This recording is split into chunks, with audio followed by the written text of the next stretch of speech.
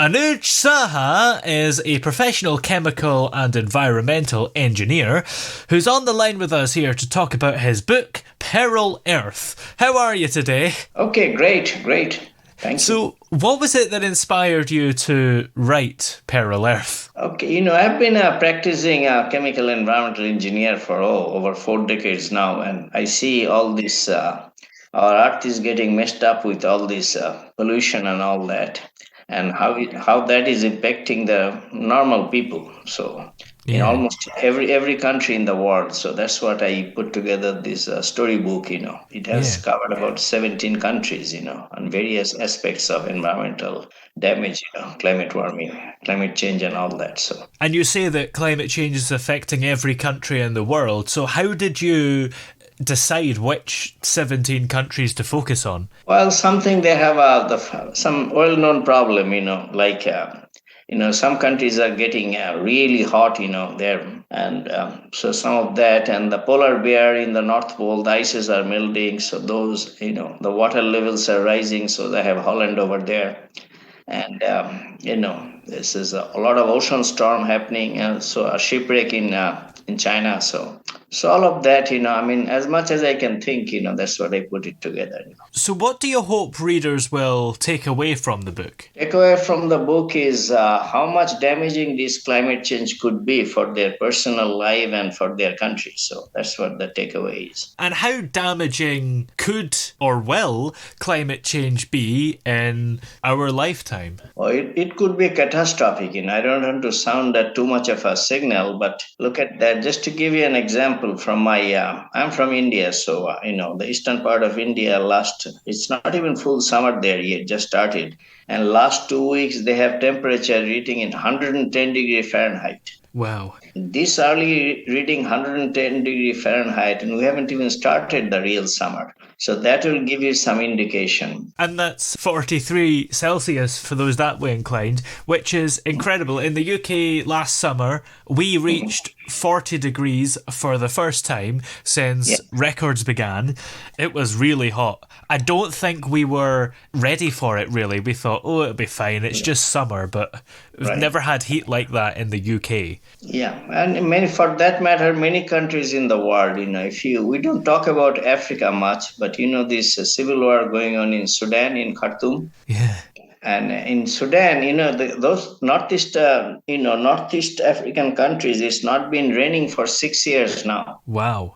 So they don't have any water, so the animals are drying, just the animal carcass. All the forests are littered with all these animal carcass. And in the middle of that, all these people are fighting for, in the civil war. So that's a surefire recipe for destruction of mankind, Yeah. So do you hope that your book will raise a lot of awareness about the importance of protecting the planet and its inhabitants? Yeah, it is. It'll give you the awareness. I didn't provide the solution because in a first book, I don't want to give the solution. The solution will come in the second version. And what do you think the solution is? I don't know if you've started work on the second book yet, but presumably you've at least thought about what a solution might be. Yeah. Well, one of the biggest thing is all this temperature increase is the greenhouse gases, carbon dioxide, methane, and all that, the gas that we create. Like we create carbon dioxide because we have to use fossil fuel to generate electricity, and that puts out the carbon dioxide in the air. To give you an example, right now, in our ambient, the carbon dioxide level is 420 ppm. A few years ago, 2 decades ago, it was 350 ppm. So there's a huge difference between 350 and 420 ppm. Because carbon dioxide is a greenhouse gas. It traps all the heat from the sun gives us all the heat, and it traps and it holds it. And that's causing this huge temperature increase in all these countries, including your UK and USA and all of that, So we have to remove these greenhouse gases. And, we have the several pacts done by many countries. But none of these bigger countries follow up on that. They just talk about it and then forget it. So how do you go about removing these greenhouse gases? Because a lot of people and countries are maybe reliant on them, and a lot of people are profiting from them.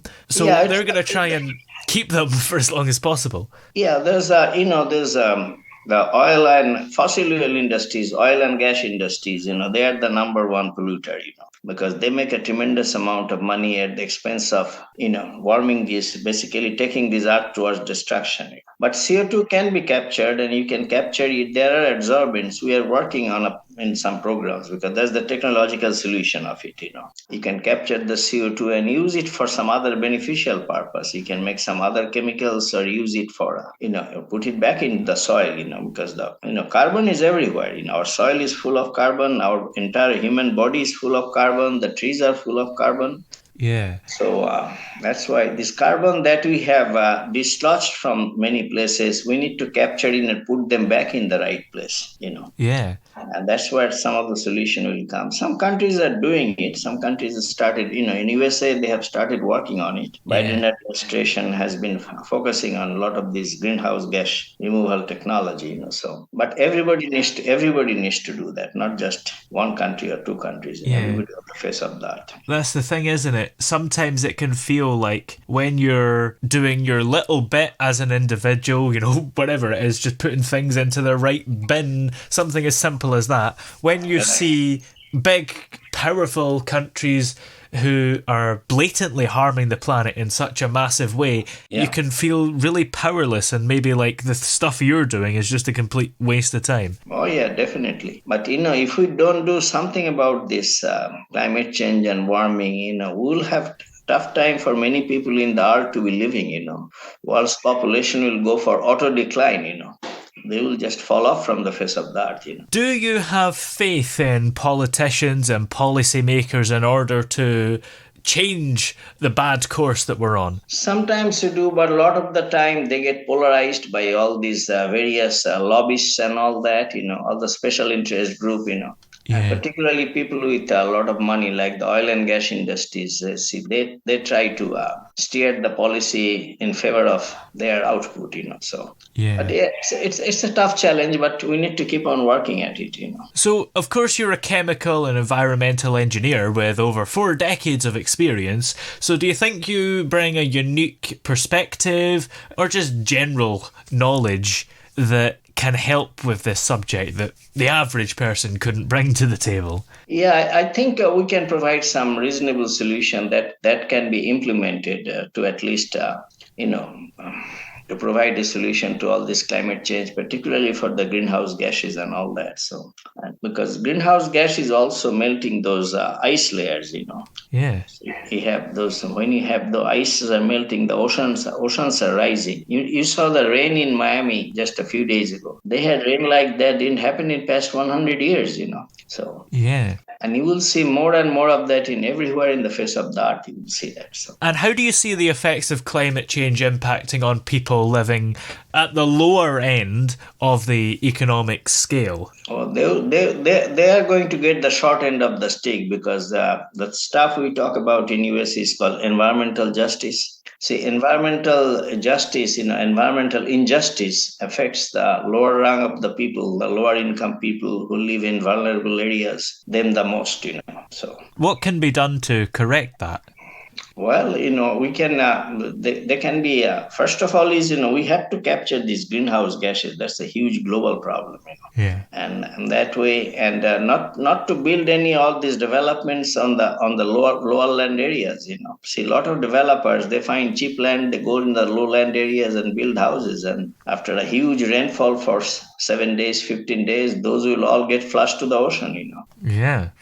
What advice would you give to somebody who is maybe looking to write a similar book to you, or is just trying to be a kind of activist, or just trying to raise awareness about climate change in general? Yeah, I think, I have defined the problem in that book, but we need to go to the next stage, which is providing a reasonable solution. And the solution has, the policy also. The policy and the solution should go hand in hand. We have to have the policy so that we can implement those solutions. And the cost has to be reasonable too, because if the technology is expensive, nobody will do anything, Yeah. Because everybody looks for money and implementation cost and all that. So Yeah. but it can be done. Some countries are doing it. The leaders are those Scandinavian countries. Sweden, Norway, Denmark. They are generally ahead of the curve. Now, of course, you've got your second book coming out at some point, which will hopefully come up with some solutions. Yeah. Have you started working on that? When do you think it'll be out? And also, have you got more books after that? It'll be probably sometime next year. I got too many balls I have to juggle. Yeah. So I don't have enough time, as you know very well. So yeah. And do you have more books planned after the second one, or are you just going to wait to see how that goes first? I have books in other subject, not on environmental, but on a general novel and all that. I have that. There's Amazon promoting one too. It's more of a philosophical novel. It's called The Destined Boundaries. And in the meantime, this book is called Peril Earth. Where are we able to find it if we want to take a flip through the pages? Flip through the pages, you go to Amazon.com and put my name in there, and that will come out. I think it'll give you a synopsis. Excellent. Yeah, they can find it there. I think there might be other places. I got to talk to them. See, yeah, this one I gave it to Amazon to market it, because for individual guy it's very difficult to market books. So well, many thanks for joining us today. It's been great to have you here on the show. Same thing here. It's just nice to talking to you. Finally, you got connected.